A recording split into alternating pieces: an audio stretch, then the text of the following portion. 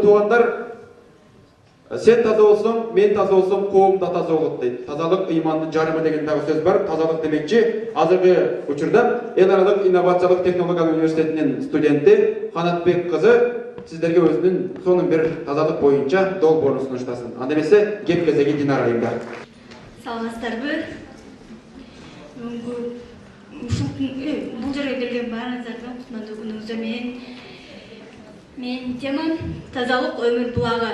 Тазалык өмүр булагы менин темамда бул макалада негизинен кичи мекенибиз кадам жайдын тазалыгы жана көрктөндүрүү боюнча каралган.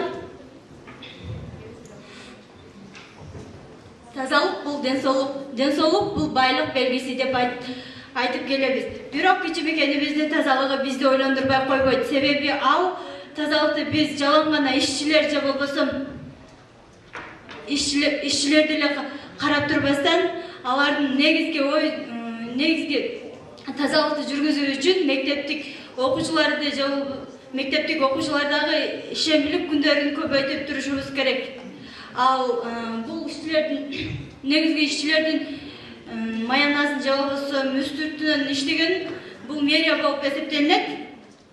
Сен таза болсоң, мен таза болсом, коом таза болот деген бул улуу сөздөрдөн негизи чындыгына келгенде ар бир адам өзү үчүн таза болуп келинет.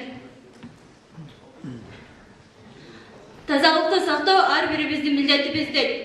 Ооба, тазалыкты сактоо ар бирибиздин милдетибиз. Бул негизинен ушундай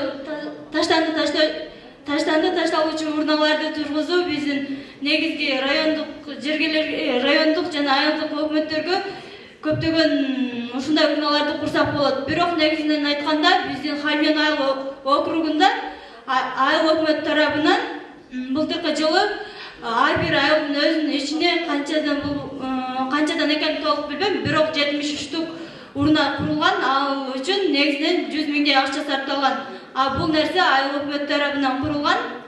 Ушундай урналарды биз айыл өкмөтү или башка жерлерден сүйлөшүп ар бир айылдардын ичинде көчөлөргө тургузсак болот.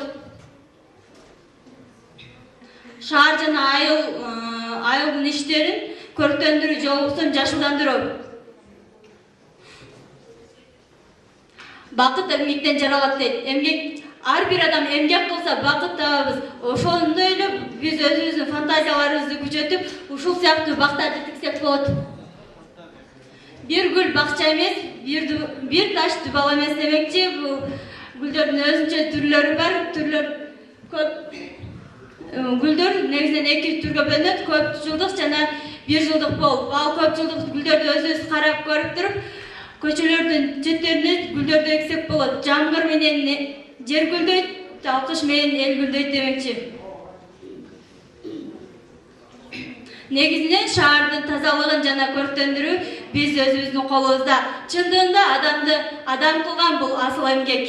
Көңүл бурганыңыздар үчүн чоң рахмат.